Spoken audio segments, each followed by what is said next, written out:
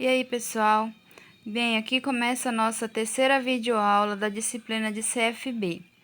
Vamos dar continuidade no assunto que nós trabalhamos na última aula, que foi reprodução. Nessa aula, nós vamos falar sobre a terceira parte da reprodução sexuada, sendo ela a responsável pela manutenção de uma espécie ao longo da sua evolução no nosso planeta. Sendo assim, a reprodução ela vai garantir a questão da diversidade e da variação desses animais no meio através da recombinação desse seu material genético ou pela mutação, que é indispensável através da questão da seleção natural. No entanto, a reprodução dos vertebrados ela vai acontecer de uma maneira bem distinta além do mais, ela vai apresentar também formas no desenvolvimento dos seus embriões, a forma de nascimento de seus filhotes. E com isso, nós vamos ver agora alguns tipos de reprodução sexuadas em determinados indivíduos. Nós vamos falar hoje, a partir de agora, sobre a reprodução dos peixes. Bem, do ponto de vista da questão da reprodução, por causa da variação na forma de nascimento dos filhotes, os peixes eles são classificados em ovíparos, vivíparos e ovivíparos. E aí nós vamos ver agora o que significa cada tipo dessa classificação para os peixes. Os ovivíparos, nesse tipo de reprodução, os filhotes eles se desenvolvem fora do corpo da mãe, dentro de ovo que contém os nutrientes necessários para ele se desenvolver. Mais de 90% desses peixes eles pertencem a essa categoria, ou seja, a maioria dos peixes que existem no nosso planeta, eles são ovivíparos, onde os seus filhotes eles vão se desenvolver fora do corpo da mãe dentro de ovos. Nós vamos ter os vivíparos, onde os filhotes se desenvolvem dentro do corpo da mãe, recebendo diretamente dela os nutrientes necessários, por exemplo, os plates, os lebites, o moninésias, entre outros, que são normalmente esses peixes vivíparos, são peixes do tipo ornamentais. Então, esses peixes, eles acabam fazendo com que o desenvolvimento dos seus filhotes acabe acontecendo dentro do corpo da mãe. Já os ovivíparos, dos ovivíparos vai ocorrer uma combinação de duas formas, ou seja, os filhotes se desenvolvem dentro de ovo e dentro do corpo da mãe.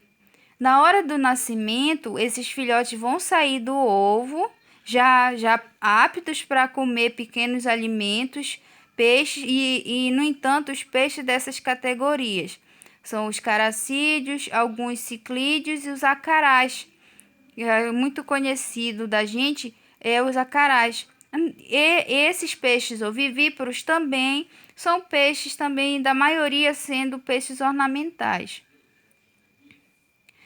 Quando a gente fala a questão de reprodução, a gente tem que ver a forma de fertilização do óvulo desses peixes, ela pode acontecer de forma externa ou interna.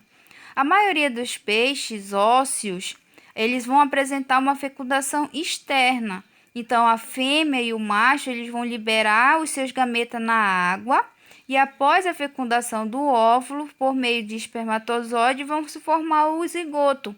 E em muitas dessas espécies, desses peixes ósseos, o desenvolvimento é de forma indireta, com larvas chamadas de alevinos. Então, na fecundação externa, o macho e a fêmea eles vão liberar os seus gametas na água, aonde vai ocorrer a fecundação, formando o zigoto. E a partir daí, quando esse zigoto é formado, esses peixes, os peixes ósseos, o desenvolvimento desse zigoto vai ser de forma indireta, desenvolvimento de forma indireta, aonde esse zigoto ele vai se ser repousado em algum lugar, em pequenas plantas do ambiente aquático, em pequenas poças. E aí eles vão se desenvolver e essas larvas desses peixes ósseos são chamados de alevino. No entanto, nos peixes cartilaginosos, a fecundação geralmente ela é interna. O macho ele introduz seu espermatozoide no corpo da fêmea, onde os óvulos são fecundados. Já nesses peixes cartilaginosos, o desenvolvimento já é direto, aonde os ovos dão origem a filhotes que já nascem com aspecto geral de um adulto, só que apenas menores. Por exemplo, o caso dos tubarões. Os tubarões são peixes cartilaginosos, então a fecundação ela ocorre de forma interna, aonde o macho faz a cópula com a fêmea e libera o seu espermatozoide fecundando os óvulos. Aí vai formar o zigoto, vai ocorrer o desenvolvimento, gerando o embrião que vai se gerar e se desenvolver dentro da fêmea. E aí vai nascer um filhotinho parecido com um adulto já, só que de forma menor.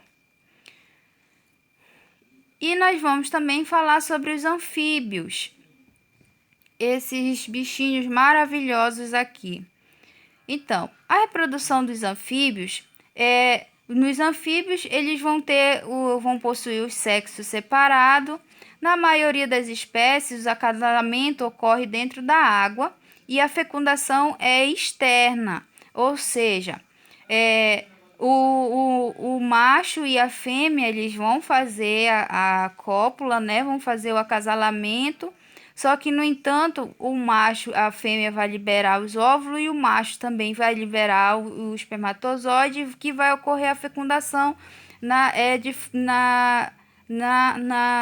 água, né? Aí, então, por isso que a fecundação é externa. Então, o macho ele abraça a fêmea, ambos eliminam os seus gametas na água ou no local onde eles estão ali, que tem que ser um local úmido. Então, a maioria dos anfíbios, portanto, eles vão depender da água para se reproduzir. Aí, na reprodução deles, vai ocorrer o seguinte: quando o macho, né, faz a cópula com a fêmea, lá o macho dá o abraço na fêmea, a fêmea vai liberar os óvulos, o macho também automaticamente libera o seu espermatozoide. Aí ocorre a fecundação do óvulo fecundado, que vai ser circundado por essa cópula gelatinosa aí. Então, vai haver o desenvolvimento do embrião. Do embrião vai surgir o girino.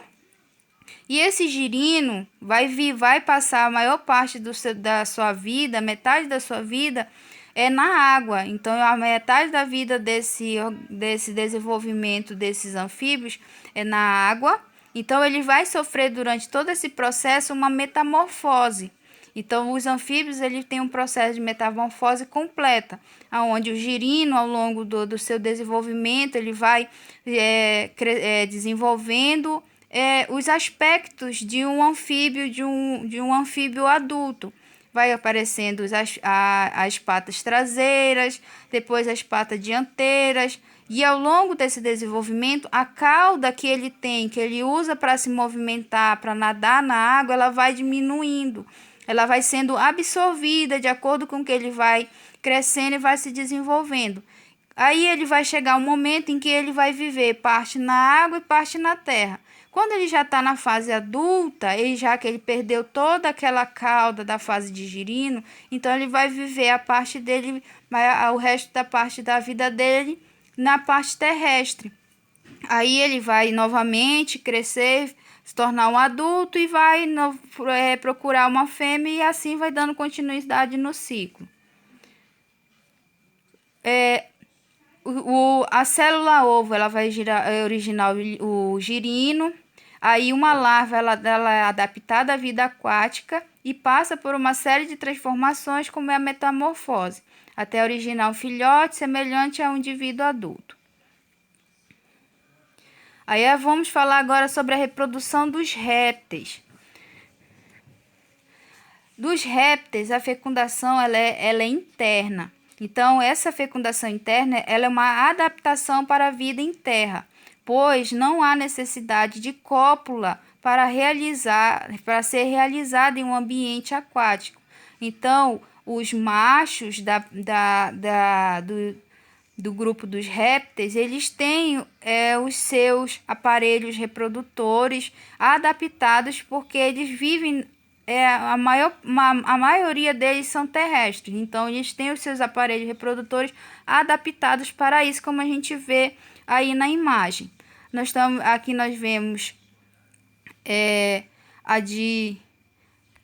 aqui, esse daqui é de uma víbora, esse aqui é de um largato. Então, cada animal, cada espécie de répteis, eles vão ter um aparelho reprodutor adaptado de acordo com o ambiente onde ele vive. Então, na reprodução dos répteis, que ocorre a fecundação interna e o desenvolvimento do embrião é dentro de um ovo com casca, que favorecem a conquista do ambiente terrestre. Então, a formação da casca para os répteis fez com que esses organismos deixassem de ter a necessidade de se reproduzir ou de viver no ambiente aquático para conquistar o ambiente terrestre, o contrário do que a gente viu com os anfíbios. Então, dentro do ovo, o embrião fica protegido contra a desidratação. Aí há reserva de alimento, onde há a gema e a clara, e o embrião fica mergulhado em uma bolsa de água chamada de âmnion. A maioria dos répteis é ovípara, ou seja, se reproduzem por meio dos ovos. Mesmo as espécies que vivem na água vão para a terra e aí botam seus ovos, como no caso das tartarugas. E entre as serpentes e os largatos, há espécies que são ovivíparas e vivíparas, como as serpentes marinhas, que nunca vão à terra. Agora nós vamos falar sobre a reprodução das aves. A reprodução das aves também é por sexos separados e a fecundação dela é interna. As aves, elas são também ovivíparas. Então, várias espécies de aves, elas apresentam esse tipo de comportamento sexual muito elaborados e relacionados à competição por território e à conquista de fêmeas, como dança, exibição de plumagem e etc. Um grande exemplo desse comportamento sexual são, por exemplo, o pavão, que ele abre aquele leque lindo de penas para cortejar a fêmea. E entre outras aves que realizam vários outros tipos de comportamento para conquistar sua fêmea na época de reprodução. A formação do ovo.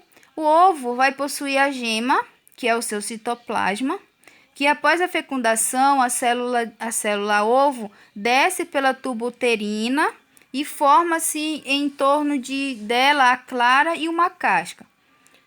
O ovo das aves é semelhante ao dos répteis e tem a função de proteger e alimentar o embrião. O maior ovo conhecido é o ovo do avestruz, que tem cerca de 20 centímetros de comprimento. No entanto, a maioria das aves elas vão precisar construir ninhos com gravetos, com grama, com pelo, penas e barros, aonde elas precisam chocar esses ovos. E esse ninho também tem a função de proteger esses ovos contra predadores. Após o término da incubação, que varia de espécie para espécie, ocorre a eclosão dos ovos, que a casca se quebra e o filhote sai. Aí vamos falar sobre a reprodução dos mamíferos. Os mamíferos têm cuidado parental, ou seja, ou a mãe ou o pai cuidam do filhote. E todos eles no estágio de seu desenvolvimento. A fecundação é de forma interna e a maioria é vivípara. Quase todos os mamíferos são vivíparos e a fecundação é sempre interna. E os filhotes se desenvolvem e se nutrem dentro de um útero materno. O embrião ele vai retirar esse alimento e o oxigênio do útero da mãe por meio da placenta. Como a gente tem o exemplo do homem, do cachorro, do macaco, de todos esses que são mamíferos, eles são animais placentários. E eles têm, e essa forma, e a placenta é a forma de como o embrião, esse filhote, ele vai tirar a nutrição através da mãe. Então, os placentários são as espécies que apresentam placenta. O embrião se desenvolve dentro da mãe, recebendo alimento e oxigênio através dela pelo cordão umbilical, como o exemplo dos homens, leões, girafas, baleias, entre outros. Mas nós temos os casos especiais, como os marsupiais, que apresentam uma placenta simples ao nascer.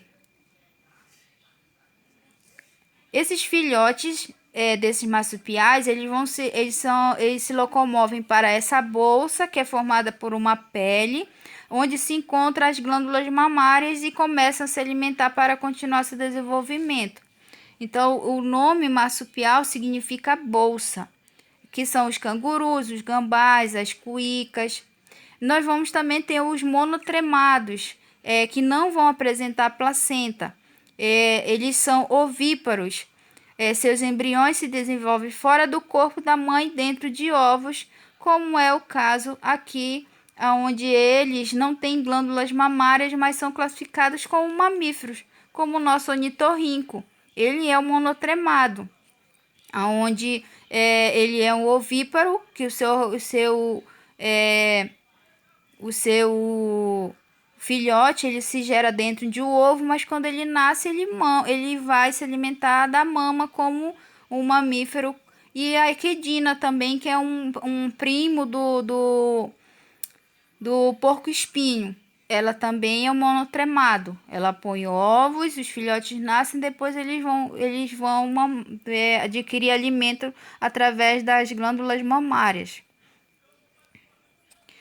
Então agora nós vamos falar sobre as plantas, aonde todas as plantas são seres aplodiplobiontes. Mas professor, o que são aplodiplobiontes?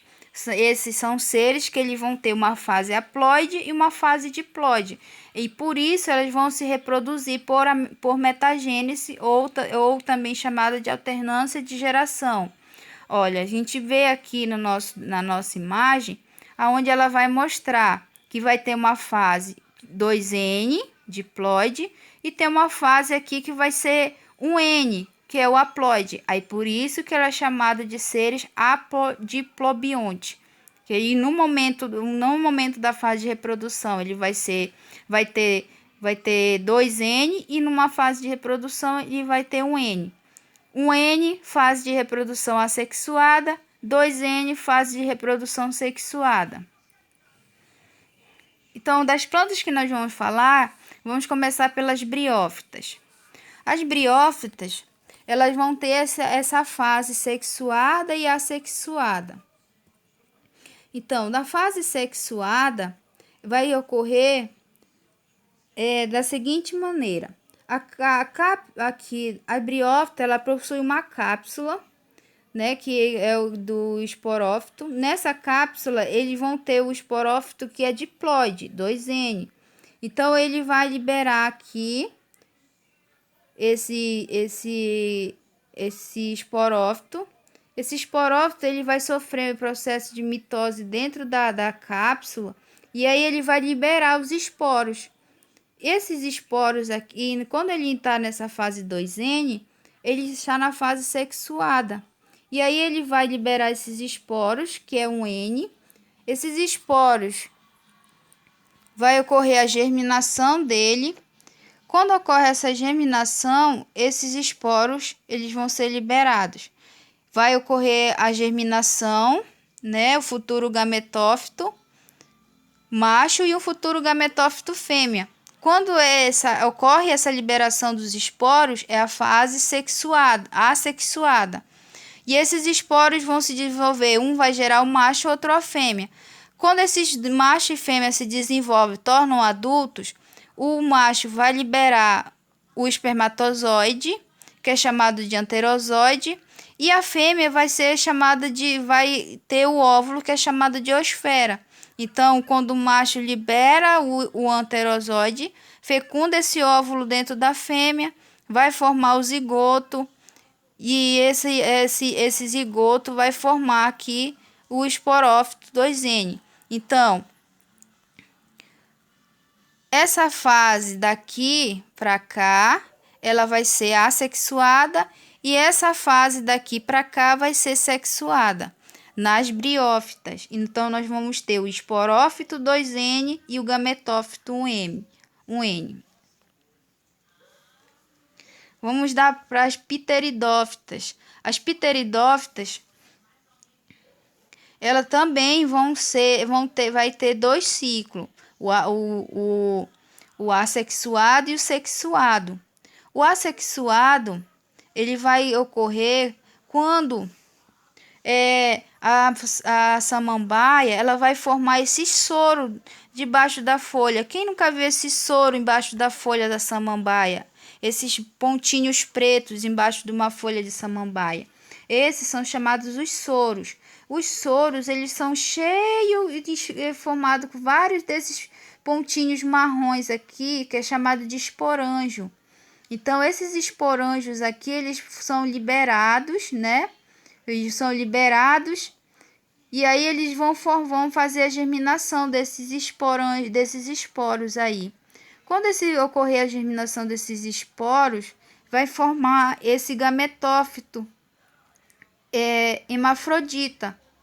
Esse gametófito hermafrodita, ele vai dar origem ao anterozoide, que é o macho, e o arcagônio, que é a fêmea, onde vai ter a oosfera, que é o óvulo feminino da planta. Então, o anterozoide, o espermatozoide, ele vai ser liberado, que vai fecundar aqui o óvulo e formar o zigoto. E aí esse zigoto vai se desenvolver e vai formar aqui o protalo, que vai dar origem a um esporanjo jovem 2N. E assim ele vai se desenvolver, se formar uma samambaia adulta, e assim vai dar continuidade no ciclo. E nós vamos falar sobre os filhos dos quinidários também. Os quinidários são as medusas, as hidras. Então, nas medusas e nas hidras também elas vão ter a fase sexuada e assexuada. Nas hidras, nos quinidários, que são as medusas, a parte a reprodução que mais prevalece nelas são a assexuada. Então, o ciclo de reprodução dela começa na fase sexuada, onde o espermatozoide é liberado na água por uma medusa adulta, macho, e esse espermatozoide vai fecundar um óvulo na medusa fêmea com fecundação interna. Então, depois de fecundada, a fêmea vai liberar esse óvulo fecundado. Esse óvulo fecundado vai fazer com que faz a liberação dessa larva plânula.